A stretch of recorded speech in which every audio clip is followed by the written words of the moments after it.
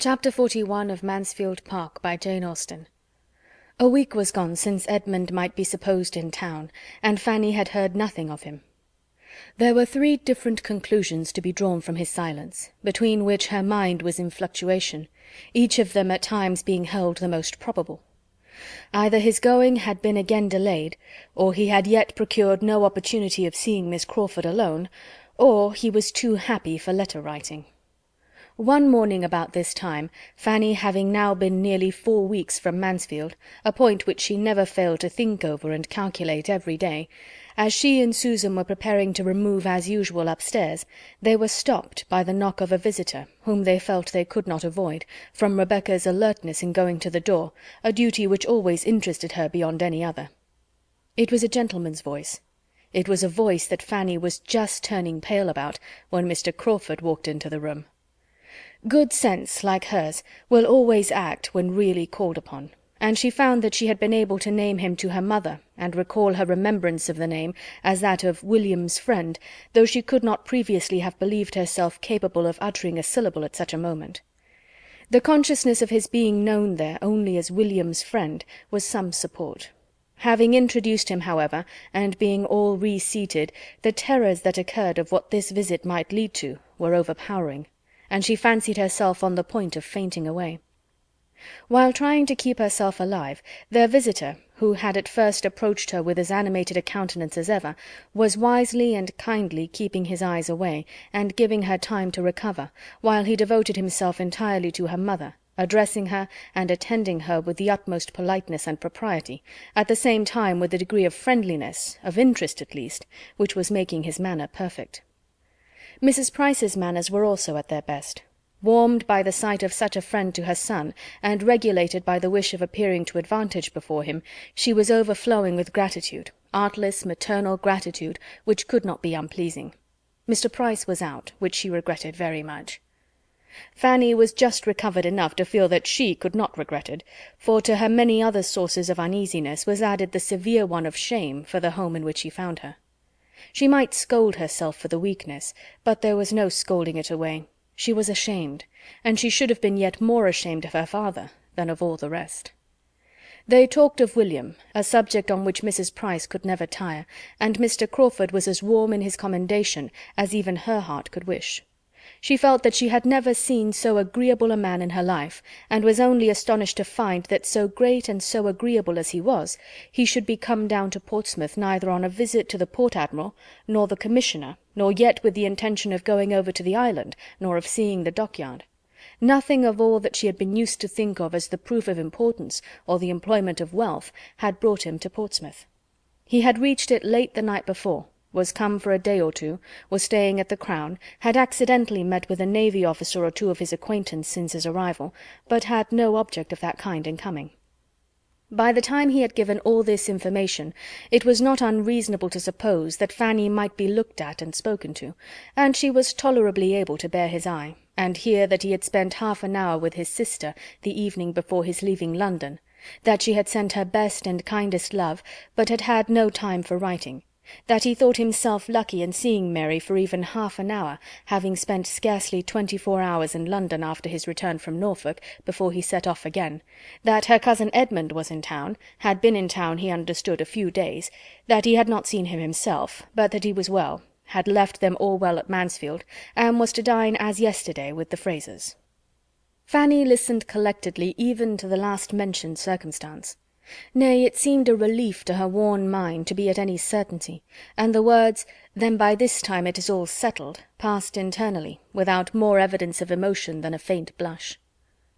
After talking a little more about Mansfield, a subject in which her interest was most apparent, Crawford began to hint at the expediency of an early walk. It was a lovely morning, and at that season of the year a fine morning so often turned off that it was wisest for everybody not to delay their exercise, and such hints producing nothing, he soon proceeded to a positive recommendation to Mrs. Price and her daughters to take their walk without loss of time.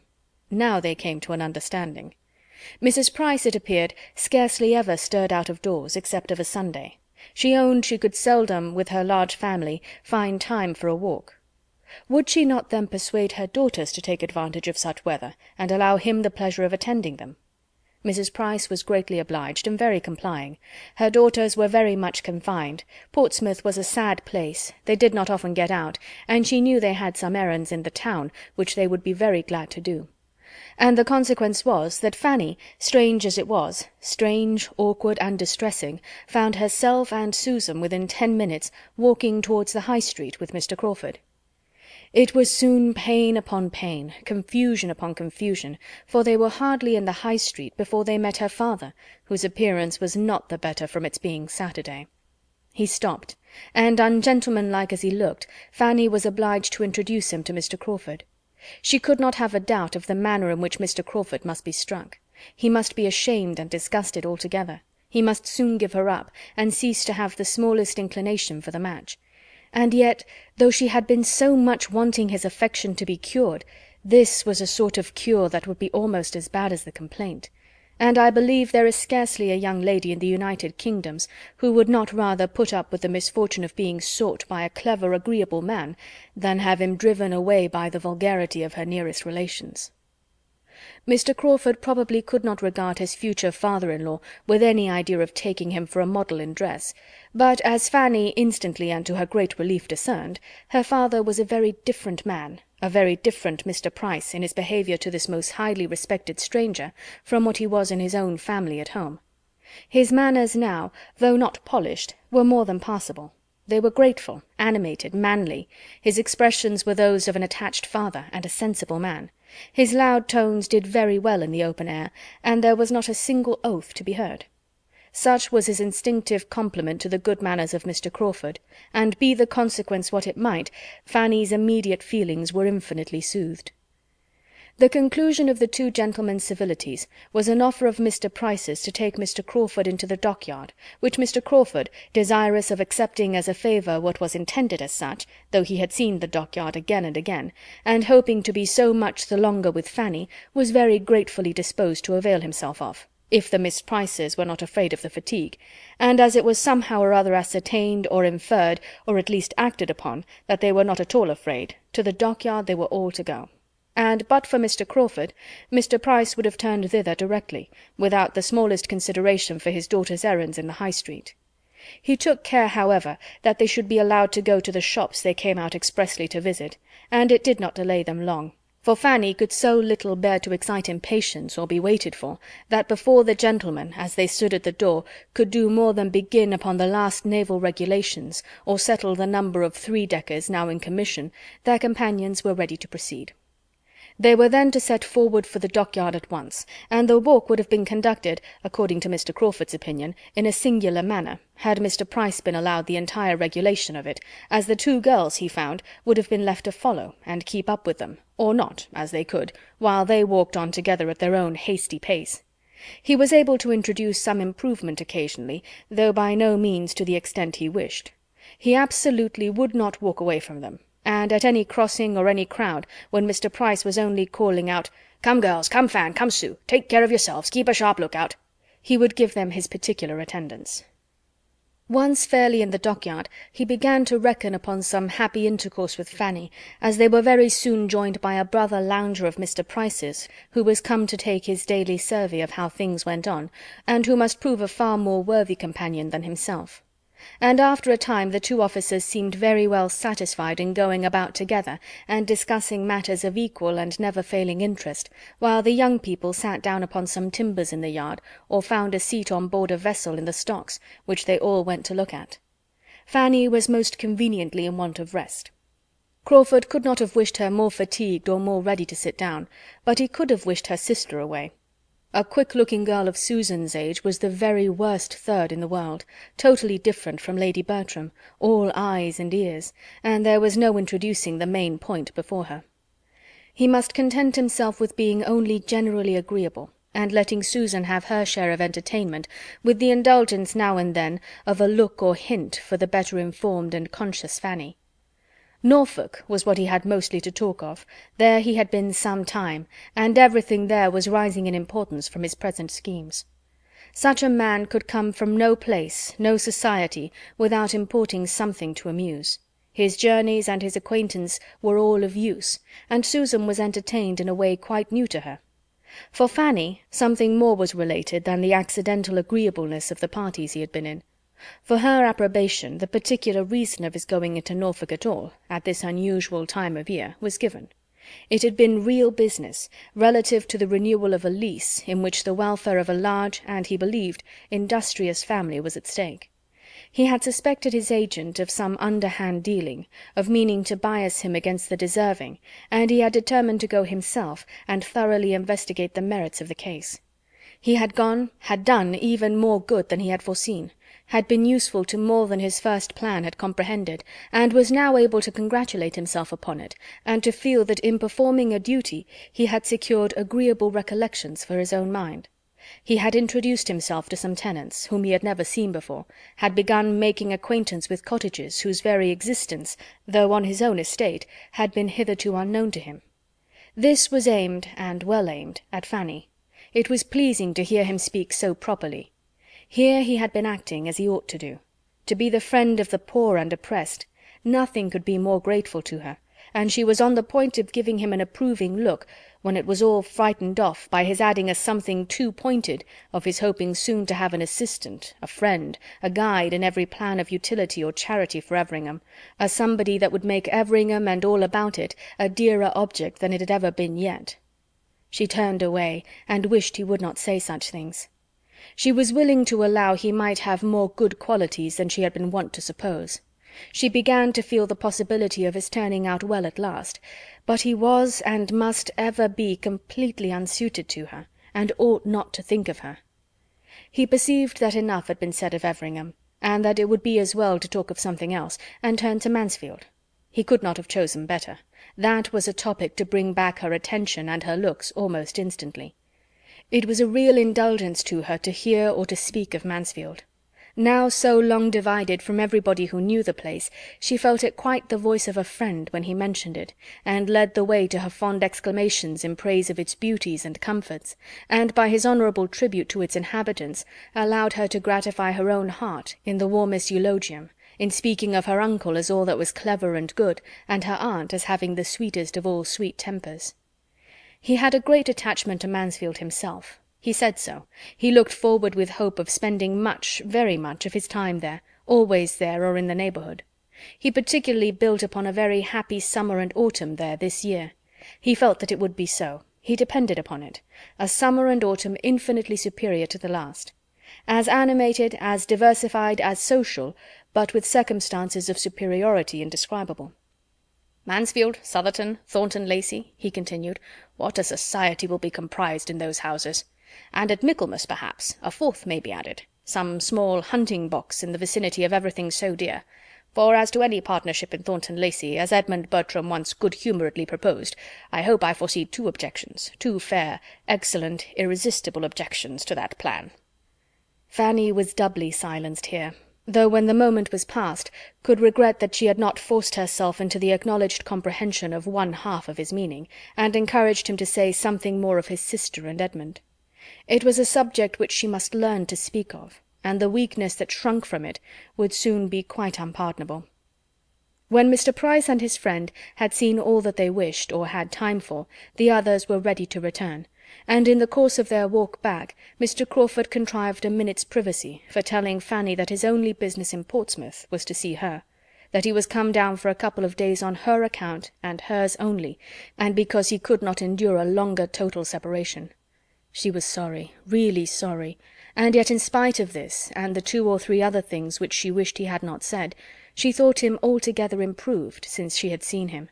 He was much more gentle, obliging, and attentive to other people's feelings than he had ever been at Mansfield. She had never seen him so agreeable, so near being agreeable.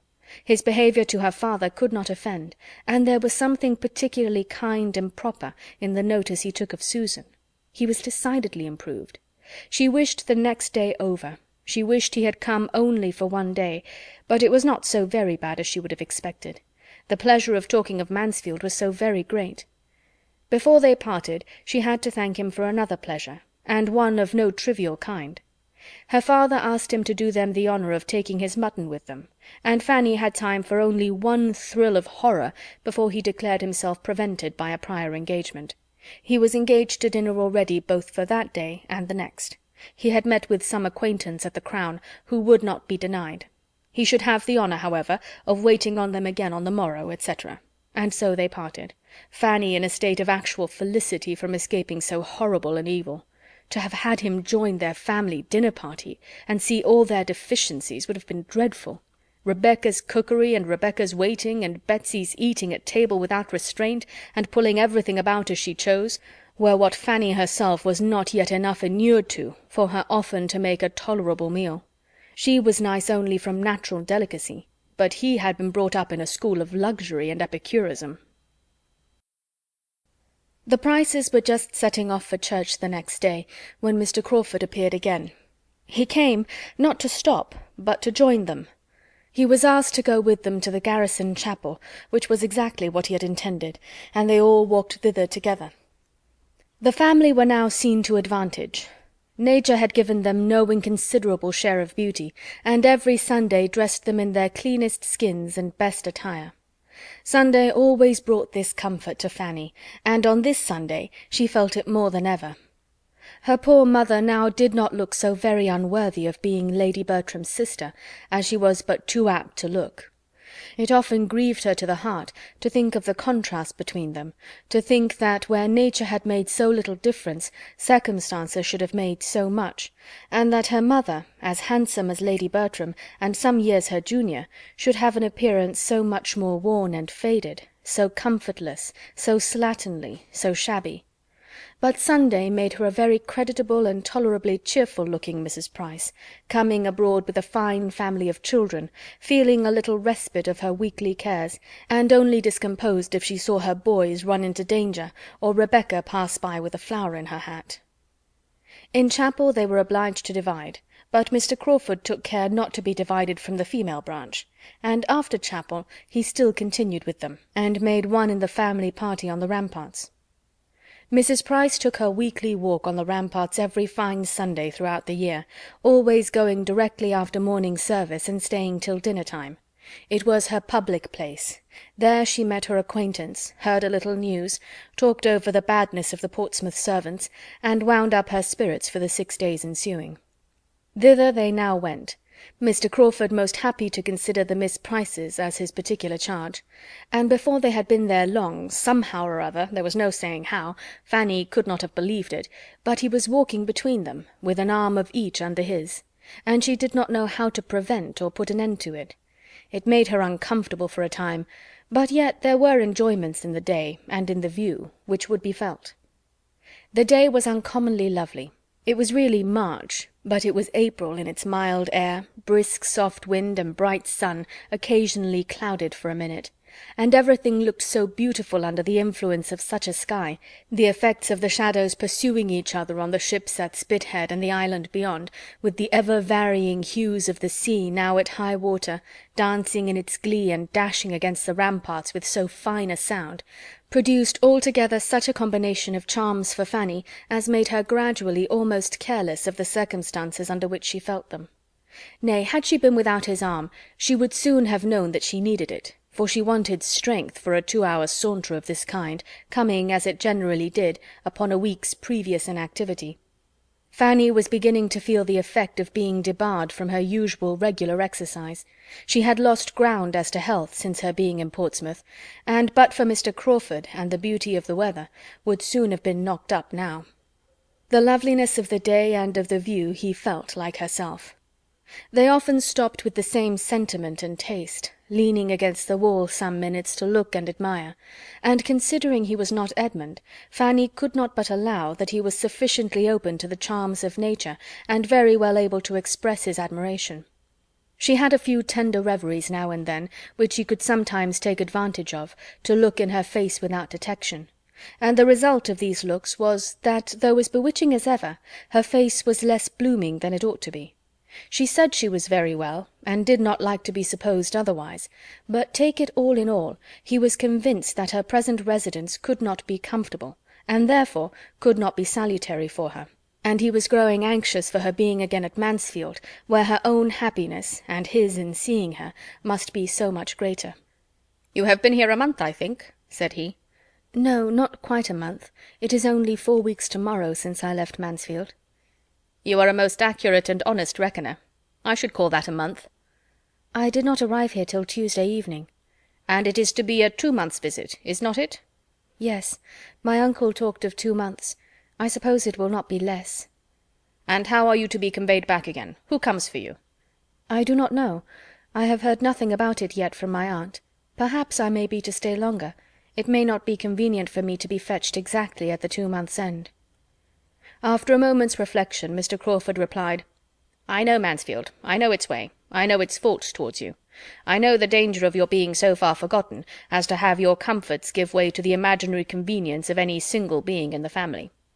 I am aware that you may be left here week after week, if Sir Thomas cannot settle everything for coming himself or sending your aunt's maid for you without involving the slightest alteration of the arrangements which he may have laid down for the next quarter of a year. This will not do. 2 months is an ample allowance. I should think 6 weeks quite enough. I am considering your sister's health," said he, addressing himself to Susan, "which I think the confinement of Portsmouth unfavourable to. She requires constant air and exercise. When you know her as well as I do, I am sure you will agree that she does, and that she ought never to be long banished from the free air and liberty of the country. If, therefore," turning again to Fanny, "you find yourself growing unwell, and any difficulties arise about your returning to Mansfield, without waiting for the 2 months to be ended, that must not be regarded as of any consequence, if you feel yourself at all less strong or comfortable than usual, and will only let my sister know it, give her only the slightest hint, she and I will immediately come down and take you back to Mansfield. You know the ease and the pleasure with which this would be done. You know all that would be felt on the occasion." Fanny thanked him, but tried to laugh it off. "I am perfectly serious," he replied, "as you perfectly know, and I hope you will not be cruelly concealing any tendency to indisposition. Indeed you shall not. It shall not be in your power, for so long only as you positively say, in every letter to Mary, 'I am well,' and I know you cannot speak or write a falsehood, so long only shall you be considered as well." Fanny thanked him again, but was affected and distressed to a degree that made it impossible for her to say much, or even to be certain of what she ought to say. This was towards the close of their walk. He attended them to the last, and left them only at the door of their own house, when he knew them to be going to dinner, and therefore pretended to be waited for elsewhere. "I wish you were not so tired," said he, still detaining Fanny after all the others were in the house. "I wish I left you in stronger health. Is there anything I can do for you in town? I have half an idea of going into Norfolk again soon. I am not satisfied about Madison. I am sure he still means to impose on me, if possible, and get a cousin of his own into a certain mill, which I design for somebody else. I must come to an understanding with him. I must make him know that I will not be tricked on the south side of Everingham, any more than on the north, that I will be master of my own property. I was not explicit enough with him before. The mischief such a man does on an estate, both as to the credit of his employer and the welfare of the poor, is inconceivable. I have a great mind to go back into Norfolk directly, and put everything at once on such a footing as cannot be afterward swerved from. Madison is a clever fellow. I do not wish to displace him, provided he does not try to displace me. But it would be simple to be duped by a man who has no right of creditor to dupe me, and worse than simple to let him give me a hard-hearted, griping fellow for a tenant, instead of an honest man to whom I have given half a promise already. Would not it be worse than simple? Shall I go? Do you advise it?" "I advise? You know very well what is right." "Yes, when you give me your opinion, I always know what is right. Your judgment is my rule of right." "Oh, no, do not say so. We have all a better guide in ourselves, if we would attend to it, than any other person can be. Good-bye. I wish you a pleasant journey tomorrow." "Is there nothing I can do for you in town?" "Nothing. I am much obliged to you." "Have you no message for anybody?" "My love to your sister, if you please, and when you see my cousin Edmund, I wish you would be so good as to say that I suppose I shall soon hear from him." "Certainly, and if he is lazy or negligent, I will write his excuses myself." He could say no more, for Fanny would be no longer detained. He pressed her hand, looked at her, and was gone. He went to while away the next 3 hours as he could with his other acquaintance, till the best dinner that a capital inn afforded was ready for their enjoyment, and she turned into her more simple one immediately. Their general fare bore a very different character, and could he have suspected how many privations, besides that of exercise, she endured in her father's house, he would have wondered that her looks were not much more affected than he found them. She was so little equal to Rebecca's puddings and Rebecca's hashes, brought to table as they all were, with such accompaniments of half-cleaned plates, and not half-cleaned knives and forks, that she was very often constrained to defer her heartiest meal till she could send her brothers in the evening for biscuits and buns. After being nursed up at Mansfield, it was too late in the day to be hardened at Portsmouth. And though Sir Thomas, had he known all, might have thought his niece in the most promising way of being starved, both mind and body, into a much juster value for Mr. Crawford's good company and good fortune, he would probably have feared to push his experiment farther, lest she might die under the cure. Fanny was out of spirits all the rest of the day. Though tolerably secure of not seeing Mr. Crawford again, she could not help being low. It was parting with somebody of the nature of a friend, and though in one light glad to have him gone, it seemed as if she was now deserted by everybody. It was a sort of renewed separation from Mansfield, and she could not think of his returning to town and being frequently with Mary and Edmund without feeling so near akin to envy as made her hate herself for having them. Her dejection had no abatement from anything passing around her. A friend or two of her father's, as always happened if he was not with them, spent the long, long evening there, and from 6 o'clock to 9:30 there was little intermission of noise or grog. She was very low. The wonderful improvement which she still fancied in Mr. Crawford was the nearest to administering comfort of anything within the current of her thoughts. Not considering in how different a circle she had been just seeing him, nor how much might be owing to contrast, she was quite persuaded of his being astonishingly more gentle and regardful of others than formerly. And if in little things, must it not be so in great? So anxious for her health and comfort, so very feeling, as he now expressed himself, and really seemed, might not it be fairly supposed that he would not much longer persevere in a suit so distressing to her? It was presumed that Mr. Crawford was travelling back to London on the morrow, for nothing more was seen of him at Mr. Price's, and 2 days afterwards it was a fact ascertained to Fanny by the following letter from his sister, opened and read by her, on another account, with the most anxious curiosity. "I have to inform you, my dearest Fanny, that Henry has been down to Portsmouth to see you, that he had a delightful walk with you to the dockyard last Saturday, and one still more to be dwelt on the next day, on the ramparts, when the balmy air, the sparkling sea, and your sweet looks and conversation were all together in the most delicious harmony, and afforded sensations which are to raise ecstasy even in retrospect. This, as well as I understand, is to be the substance of my information. He makes me write, but I do not know what else is to be communicated, except this said visit to Portsmouth, and these 2 said walks, and his introduction to your family, especially to a fair sister of yours, a fine girl of 15, who was of the party on the ramparts, taking her first lesson, I presume, in love. I have not time for writing much, but it would be out of place if I had, for this is to be a mere letter of business, penned for the purpose of conveying necessary information, which could not be delayed without risk of evil. My dear, dear Fanny, if I had you here, how I would talk to you! You should listen to me till you were tired, and advise me till you were tired still more. But it is impossible to put 100th part of my great mind on paper, so I will abstain altogether, and leave you to guess what you like. I have no news for you. You have politics, of course, and it would be too bad to plague you with the names of people and parties that fill up my time. I ought to have sent you an account of your cousin's first party, but I was lazy, and now it is too long ago. Suffice it that everything was just as it ought to be, in a style that many of her connections must have been gratified to witness, and that her own dress and manners did her the greatest credit. My friend Mrs. Fraser is mad for such a house, and it would not make me miserable. I go to Lady Stornoway after Easter. She seems in high spirits and very happy. I fancy Lord S. is very good-humoured and pleasant in his own family, and I do not think him so very ill-looking as I did. At least one sees many worse. He will not do by the side of your cousin Edmund. Of the last-mentioned hero, what shall I say? If I avoided his name entirely, it would look suspicious.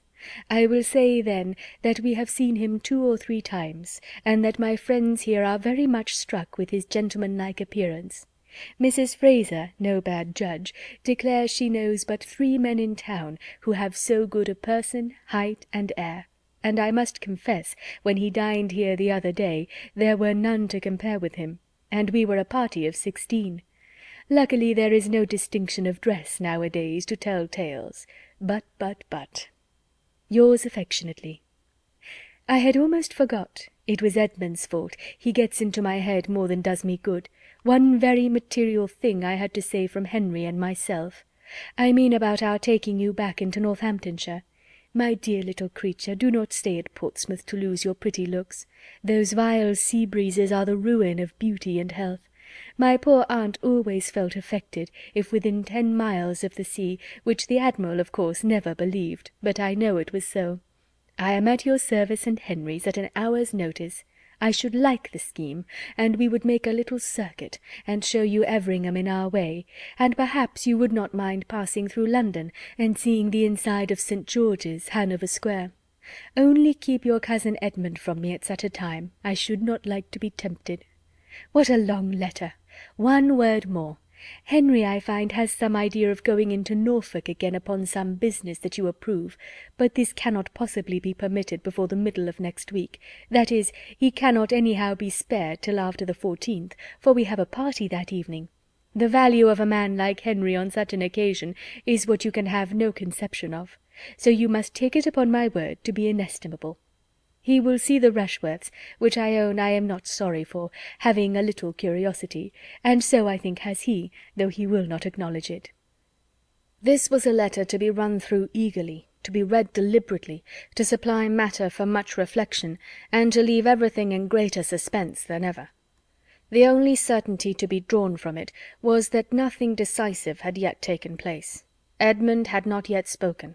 How Miss Crawford really felt, how she meant to act, or might act, without or against her meaning, whether his importance to her were quite what it had been before the last separation, whether, if lessened, it were likely to lessen more, or to recover itself, were subjects for endless conjecture, and to be thought of on that day and many days to come, without producing any conclusion. The idea that returned the oftenest was that Miss Crawford, after proving herself cooled and staggered by a return to London habits, would yet prove herself in the end too much attached to him to give him up. She would try to be more ambitious than her heart would allow. She would hesitate, she would tease, she would condition, she would require a great deal, but she would finally accept. This was Fanny's most frequent expectation. A house in town! That, she thought, must be impossible. Yet there was no saying what Miss Crawford might not ask. The prospect for her cousin grew worse and worse. The woman who could speak of him, and speak only of his appearance, what an unworthy attachment! To be deriving support from the commendations of Mrs. Fraser, she who had known him intimately half a year! Fanny was ashamed of her. Those parts of the letter which related only to Mr. Crawford and herself touched her in comparison slightly.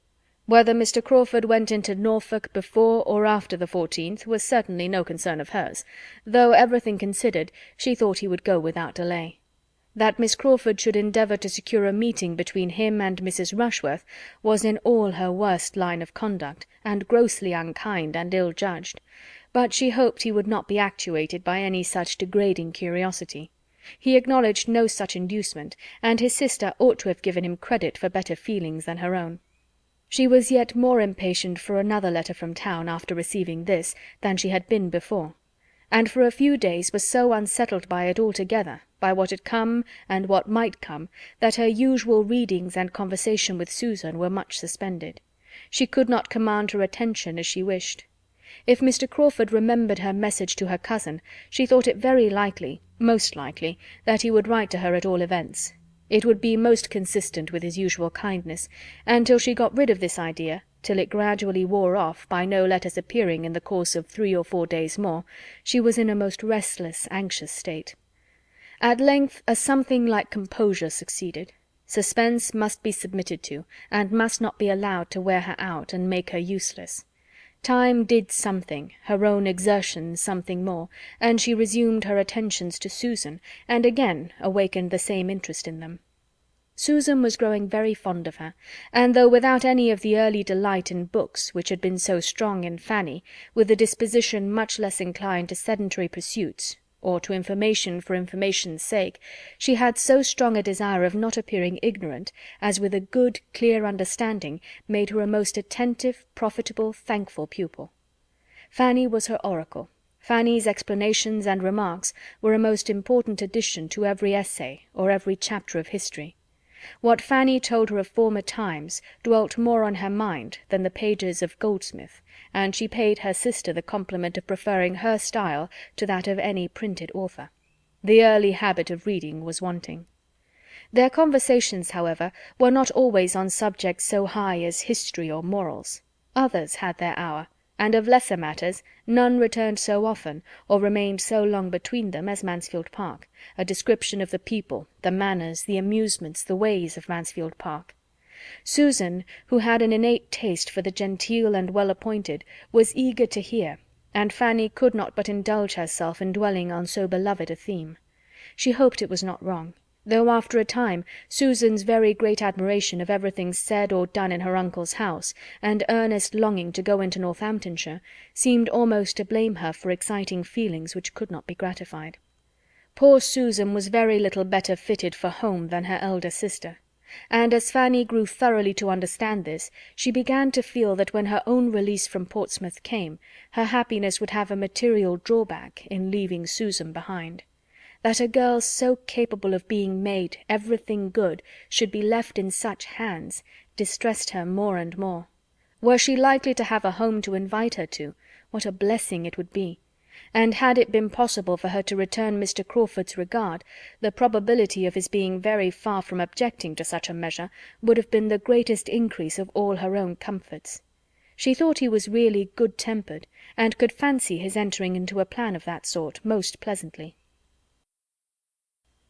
7 weeks of the 2 months were very nearly gone when the one letter, the letter from Edmund so long expected, was put into Fanny's hands. As she opened and saw its length, she prepared herself for a minute detail of happiness and a profusion of love and praise towards the fortunate creature who was now mistress of his fate. These were the contents. Mansfield Park. My dear Fanny, excuse me that I have not written before. Crawford told me that you were wishing to hear from me, but I found it impossible to write from London, and persuaded myself that you would understand my silence. Could I have sent a few happy lines, they should not have been wanting, but nothing of that nature was ever in my power. I am returned to Mansfield in a less assured state than when I left it. My hopes are much weaker. You are probably aware of this already. So very fond of you as Miss Crawford is, it is most natural that she should tell you enough of her own feelings to furnish a tolerable guess at mine. I will not be prevented, however, from making my own communication. Our confidences in you need not clash. I ask no questions. There is something soothing in the idea that we have the same friend, and that whatever unhappy differences of opinion may exist between us, we are united in our love of you. It will be a comfort to me to tell you how things now are, and what are my present plans, if plans I can be said to have. I have been returned since Saturday. I was 3 weeks in London, and saw her, for London, very often. I had every attention from the Frasers that could be reasonably expected. I dare say I was not reasonable in carrying with me the hopes of an intercourse at all like that of Mansfield. It was her manner, however, rather than any unfrequency of meeting. Had she been different when I did see her, I should have made no complaint, but from the very first she was altered. My first reception was so unlike what I had hoped, that I had almost resolved on leaving London again directly. I need not particularize. You know the weak side of her character, and may imagine the sentiments and expressions which were torturing me. She was in high spirits, and surrounded by those who were giving all the support of their own bad sense to her too lively mind. I do not like Mrs. Fraser. She is a cold-hearted, vain woman, who has married entirely from convenience, and though evidently unhappy in her marriage, places her disappointment not to faults of judgment or temper or disproportion of age, but to her being, after all, less affluent than many of her acquaintance, especially than her sister, Lady Stornoway, and is the determined supporter of everything mercenary and ambitious, provided it be only mercenary and ambitious enough.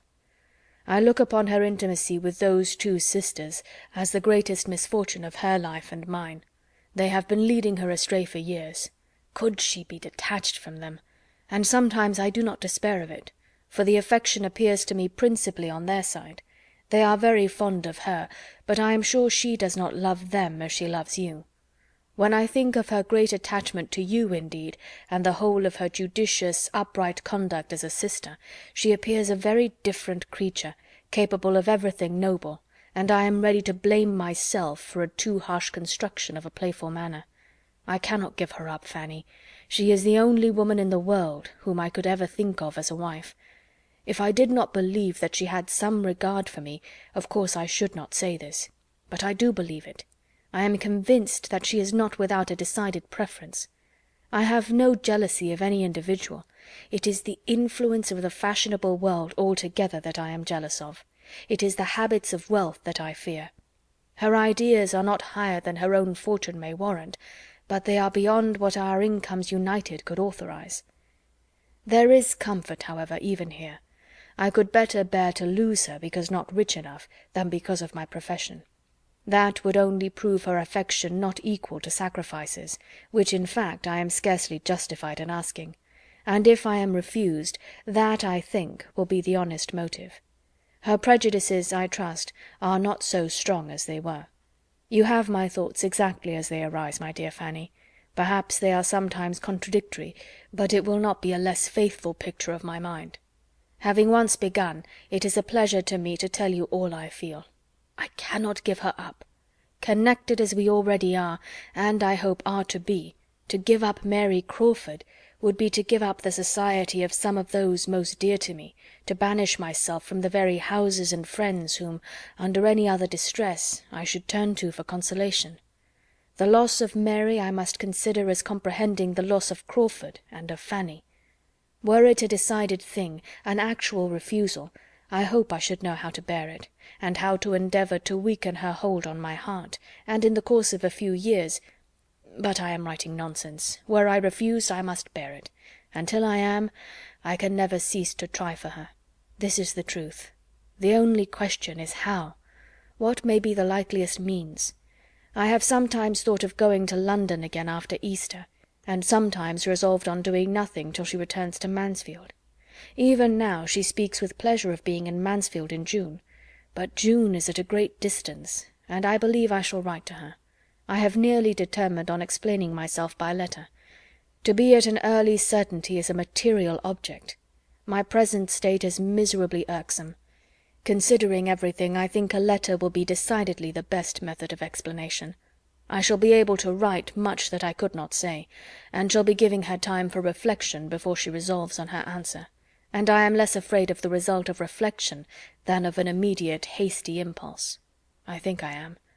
My greatest danger would lie in her consulting Mrs. Fraser, and I at a distance, unable to help my own cause. A letter exposes to all the evil of consultation, and where the mind is anything short of perfect decision, an adviser may, in an unlucky moment, lead it to do what it may afterwards regret. I must think this matter over a little. This long letter, full of my own concerns alone, will be enough to tire even the friendship of a Fanny. The last time I saw Crawford was at Mrs. Fraser's party. I am more and more satisfied with all that I see and hear of him. There is not a shadow of wavering. He thoroughly knows his own mind, and acts up to his resolutions an inestimable quality.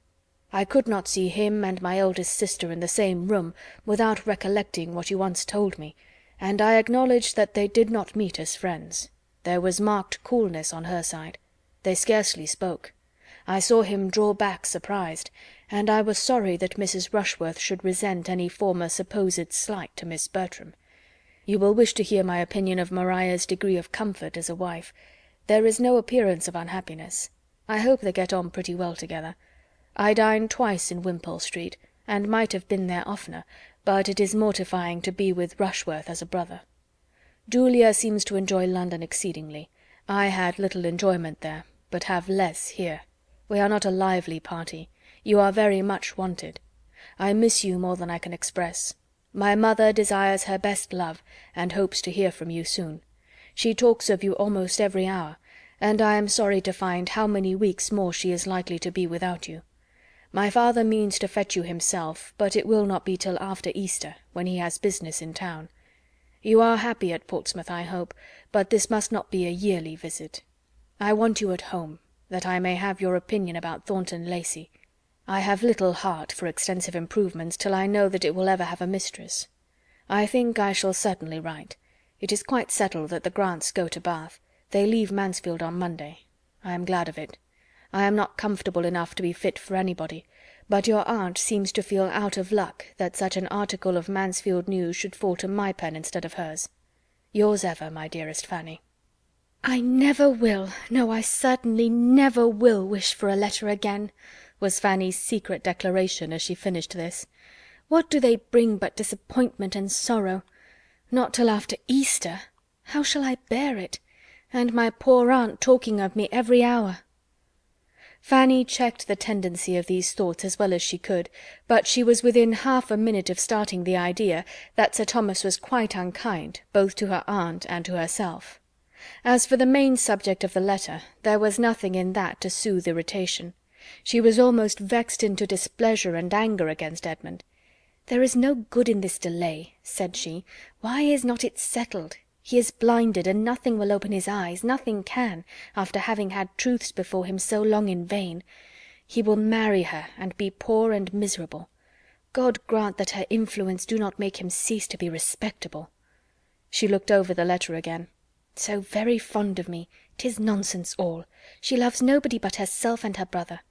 Her friends leading her astray for years. She is quite as likely to have led them astray. They have all, perhaps, been corrupting one another. But if they are so much fonder of her than she is of them, she is the less likely to have been hurt, except by their flattery. The only woman in the world whom he could ever think of as a wife. I firmly believe it. It is an attachment to govern his whole life. Accepted or refused, his heart is wedded to her forever. The loss of Mary I must consider as comprehending the loss of Crawford and Fanny. Edmund, you do not know me. The families would never be connected if you did not connect them. Oh, write, write, finish it at once. Let there be an end of this suspense. Fix, commit, condemn yourself. Such sensations, however, were too near akin to resentment to be long guiding Fanny's soliloquies. She was soon more softened and sorrowful. His warm regard, his kind expressions, his confidential treatment touched her strongly. He was only too good to everybody. It was a letter, in short, which she would not but have had for the world, and which could never be valued enough. This was the end of it. Everybody at all addicted to letter writing, without having much to say, which will include a large proportion of the female world at least, must feel with Lady Bertram that she was out of luck in having such a capital piece of Mansfield news as the certainty of the Grants going to Bath occur at a time when she could make no advantage of it, and will admit that it must have been very mortifying to her to see it fall to the share of her thankless son, and treated as concisely as possible at the end of a long letter, instead of having it to spread over the largest part of a page of her own. For though Lady Bertram rather shone in the epistolary line, having early in her marriage, from the want of other employment and the circumstance of Sir Thomas's being in Parliament, got into the way of making and keeping correspondence, and formed for herself a very creditable commonplace amplifying style, so that a very little matter was enough for her, she could not do entirely without any. She must have something to write about, even to her niece, and being so soon to lose all the benefit of Dr. Grant's gouty symptoms and Mrs. Grant's morning calls, it was very hard upon her to be deprived of one of the last epistolary uses she could put them to. There was a rich amends, however, preparing for her. Lady Bertram's hour of good luck came. Within a few days from the receipt of Edmund's letter, Fanny had one from her aunt, beginning thus: "My dear Fanny, I take up my pen to communicate some very alarming intelligence, which I make no doubt will give you much concern. This was a great deal better than to have to take up the pen to acquaint her with all the particulars of the Grants' intended journey, for the present intelligence was of a nature to promise occupation for the pen for many days to come, being no less than the dangerous illness of her eldest son, of which they had received notice by express a few hours before. Tom had gone from London with a party of young men to Newmarket, where a neglected fall, and a good deal of drinking, had brought on a fever, and when the party broke up, being unable to move, had been left by himself at the house of one of these young men, to the comforts of sickness and solitude, and the attendance only of servants. Instead of soon being well enough to follow his friends, as he had then hoped, his disorder increased considerably, and it was not long before he thought so ill of himself as to be as ready as his physician to have a letter dispatched to Mansfield. "This distressing intelligence, as you may suppose," observed her ladyship, after giving the substance of it, "has agitated us exceedingly, and we cannot prevent ourselves from being greatly alarmed and apprehensive for the poor invalid, whose state, Sir Thomas fears, may be very critical. And Edmund kindly proposes attending his brother immediately, but I am happy to add that Sir Thomas will not leave me on this distressing occasion, as it would be too trying for me. We shall greatly miss Edmund in our small circle, but I trust and hope he will find the poor invalid in a less alarming state than might be apprehended, and that he will be able to bring him to Mansfield shortly, which Sir Thomas proposes should be done, and thinks best on every account. And I flatter myself the poor sufferer will soon be able to bear the removal without material inconvenience or injury. As I have little doubt of your feeling for us, my dear Fanny, under these distressing circumstances, I will write again very soon." Fanny's feelings on the occasion were indeed considerably more warm and genuine than her aunt's style of writing. She felt truly for them all. Tom dangerously ill, Edmund gone to attend him, and the sadly small party remaining at Mansfield were cares to shut out every other care, or almost every other. She could just find selfishness enough to wonder whether Edmund had written to Miss Crawford before this summons came, but no sentiment dwelt long with her that was not purely affectionate and disinterestedly anxious. Her aunt did not neglect her. She wrote again and again. They were receiving frequent accounts from Edmund, and these accounts were as regularly transmitted to Fanny, in the same diffuse style, and the same medley of trusts, hopes, and fears, all following and producing each other at haphazard. It was a sort of playing at being frightened. The sufferings which Lady Bertram did not see had little power over her fancy, and she wrote very comfortably about agitation and anxiety and poor invalids till Tom was actually conveyed to Mansfield, and her own eyes had beheld his altered appearance.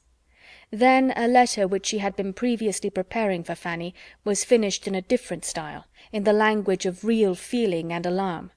Then she wrote as she might have spoken. "He is just come, my dear Fanny, and is taken upstairs, and I am so shocked to see him that I do not know what to do. I am sure he has been very ill. Poor Tom, I am quite grieved for him and very much frightened, and so is Sir Thomas, and how glad I should be if he were here to comfort me. But Sir Thomas hopes he will be better to-morrow, and says we must consider his journey." The real solicitude now awakened in the maternal bosom was not soon over. Tom's extreme impatience to be removed to Mansfield, and experience those comforts of home and family which had been little thought of in uninterrupted health, had probably induced his being conveyed thither too early, as a return of fever came on, and for a week he was in a more alarming state than ever. They were all very seriously frightened. Lady Bertram wrote her daily terrors to her niece, who might now be said to live upon letters, and pass all her time between suffering from that of to-day and looking forward to to-morrow's. Without any particular affection for her eldest cousin, her tenderness of heart made her feel that she could not spare him, and the purity of her principles added yet a keener solicitude, when she considered how little useful, how little self-denying his life had apparently been. Susan was her only companion and listener on this, as on more common occasions. Susan was always ready to hear and to sympathize. Nobody else could be interested in so remote an evil as illness, in a family above 100 miles off, not even Mrs. Price, beyond a brief question or two if she saw her daughter with a letter in her hand, and now and then the quiet observation of My poor sister Bertram must be in a great deal of trouble." So long divided and so differently situated, the ties of blood were little more than nothing. An attachment, originally as tranquil as their tempers, was now become a mere name. Mrs. Price did quite as much for Lady Bertram as Lady Bertram would have done for Mrs. Price.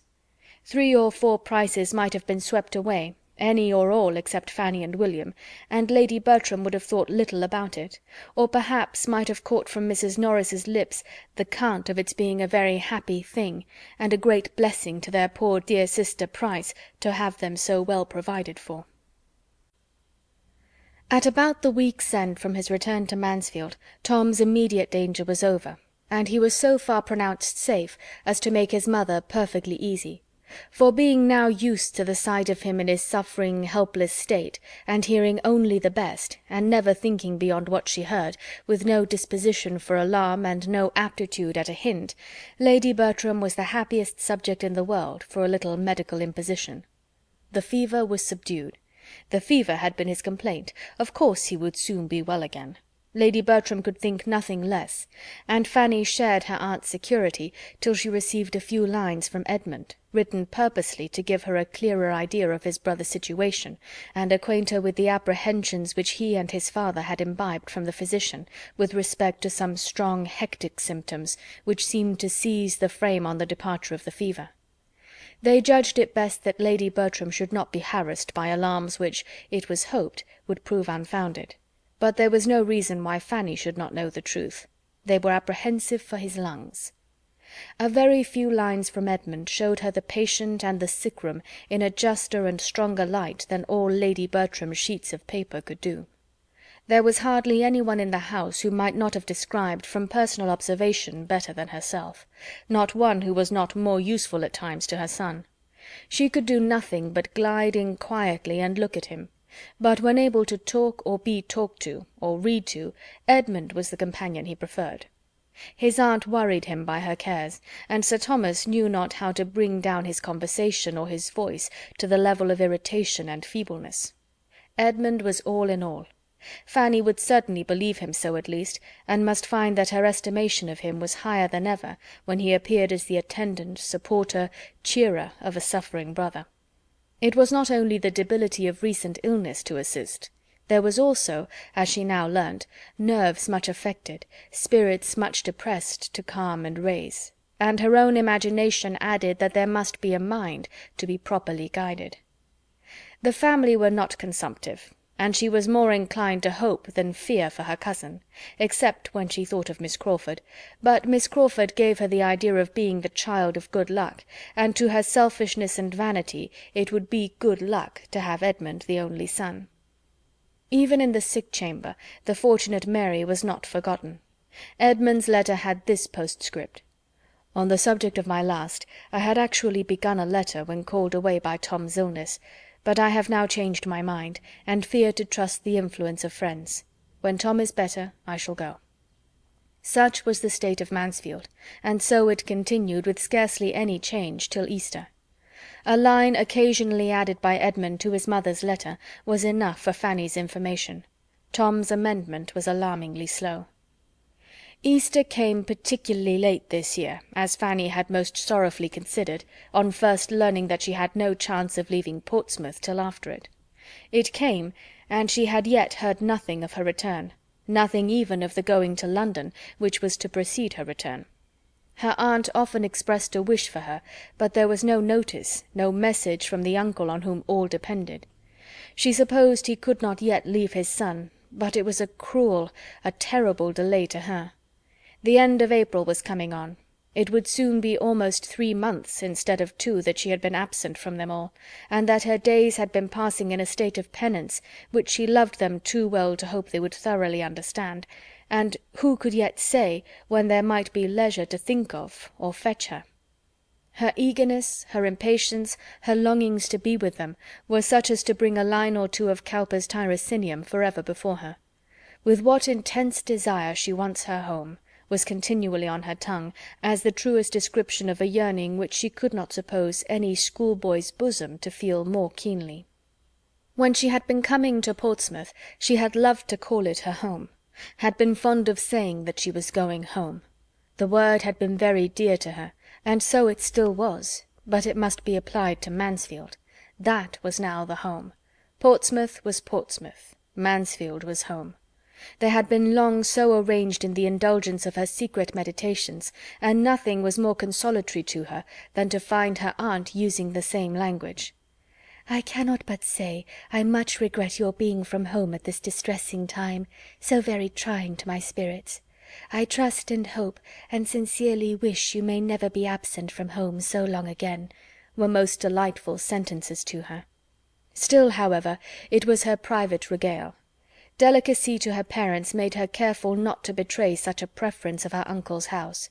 It was always, "When I go back into Northamptonshire," or "When I return to Mansfield, I shall do so and so." For a great while it was so, but at last the longing grew stronger, it overthrew caution, and she found herself talking of what she should do when she went home, before she was aware. She reproached herself, coloured, and looked fearfully towards her father and mother. She need not have been uneasy. There was no sign of displeasure, or even of hearing her. They were perfectly free from any jealousy of Mansfield. She was as welcome to wish herself there as to be there. It was sad to Fanny to lose all the pleasures of spring. She had not known before what pleasure she had to lose in passing March and April in a town.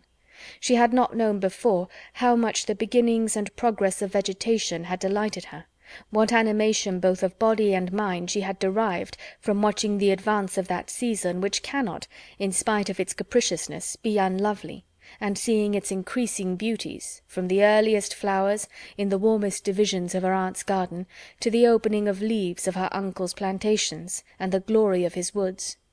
To be losing such pleasures was no trifle. To be losing them because she was in the midst of closeness and noise, to have confinement, bad air, bad smells, substituted for liberty, freshness, fragrance, and verdure, was infinitely worse. But even these incitements to regret were feeble compared with what arose from the conviction of being missed by her best friends, and the longing to be useful to those who were wanting her. Could she have been at home, she might have been of service to every creature in the house. She felt that she must have been of use to all. To all she must have saved some trouble of head or hand, and were it only in supporting the spirits of her aunt Bertram, keeping her from the evil of solitude, or the still greater evil of a restless officious companion, too apt to be heightening danger in order to enhance her own importance, her being there would have been a general good. She loved to fancy how she could have read to her aunt, how she could have talked to her, and tried at once to make her feel the blessing of what was, and prepare her mind for what might be, and how many walks up and down stairs she might have saved her, and how many messages she might have carried. It astonished her that Tom's sisters could be satisfied with remaining in London at such a time, through an illness which had now, under different degrees of danger, lasted several weeks. They might return to Mansfield when they chose, travelling could be no difficulty to them, and she could not comprehend how both could still keep away. If Mrs. Rushworth could imagine any interfering obligations, Julia was certainly able to quit London whenever she chose. It appeared from one of her aunt's letters that Julia had offered to return if wanted, but this was all. It was evident that she would rather remain where she was. Fanny was disposed to think the influence of London very much at war with all respectable attachments. She saw the proof of it in Miss Crawford as well as in her cousins. Her attachment to Edmund had been respectable, the most respectable part of her character. Her friendship for herself had at least been blameless. Where was either sentiment now? It was so long since Fanny had had any letter from her that she had some reason to think lightly of the friendship which had been so dwelt on. It was weeks since she had heard anything of Miss Crawford or of her other connections in town, except through Mansfield, and she was beginning to suppose that she might never know whether Mr. Crawford had gone into Norfolk again or not, till they met, and might never hear from his sister any more this spring, when the following letter was received to revive old and create some new sensations. Forgive me, my dear Fanny, as soon as you can, for my long silence, and behave as if you could forgive me directly. This is my modest request and expectation, for you are so good that I depend upon being treated better than I deserve, and I write now to beg an immediate answer. I want to know the state of things at Mansfield Park, and you, no doubt, are perfectly able to give it. One should be a brute not to feel for the distress they are in, and from what I hear, poor Mr. Bertram has a bad chance of ultimate recovery. I thought little of his illness at first. I looked upon him as the sort of person to be made a fuss with, and to make a fuss himself in any trifling disorder, and was chiefly concerned for those who had to nurse him. But now it is confidently asserted that he is really in a decline, that the symptoms are most alarming, and that part of the family at least are aware of it. If it be so, I am sure you must be included in that part, that discerning part, and therefore entreat you to let me know how far I have been rightly informed. I need not say how rejoiced I shall be to hear there has been any mistake, but the report is so prevalent that I confess I cannot help trembling. To have such a fine young man cut off in the flower of his days is most melancholy. Poor Sir Thomas will feel it dreadfully. I really am quite agitated on the subject. Fanny, Fanny, I see you smile and look cunning, but upon my honour, I never bribed a physician in my life. Poor young man! If he is to die, there will be 2 poor young men less in the world, and with a fearless face and bold voice would I say to any one that wealth and consequence could fall into no hands more deserving of them. It was a foolish precipitation last Christmas, but the evil of a few days may be blotted out in part. Varnish and gilding may hide many stains. It will be but the loss of the Esquire after his name. With real affection, Fanny, like mine, more might be overlooked. Write to me by return of post, judge of my anxiety, and do not trifle with it. Tell me the real truth, as you have it from the fountain head. And now, do not trouble yourself to be ashamed of either my feelings or your own. Believe me, they are not only natural, they are philanthropic and virtuous. I put it to your conscience whether Sir Edmund would not do more good with all the Bertram property than any other possible Sir. Had the Grants been at home, I would not have troubled you, but you are now the only one I can apply to for the truth, his sisters not being within my reach. Mrs. R. has been spending the Easter with the Aylmers at Twickenham, as to be sure you know, and is not yet returned, and Julia is with the cousins who live near Bedford Square, but I forgot their name and street. Could I immediately apply to either, however, I should still prefer you, because it strikes me that they have all along been so unwilling to have their own amusements cut up as to shut their eyes to the truth. I suppose Mrs. R.'s Easter holidays will not last much longer. No doubt they are thorough holidays to her. The Aylmers are pleasant people, and her husband away, she can have nothing but enjoyment. I give her credit for promoting his going dutifully down to Bath to fetch his mother, but how will she and the dowager agree in one house?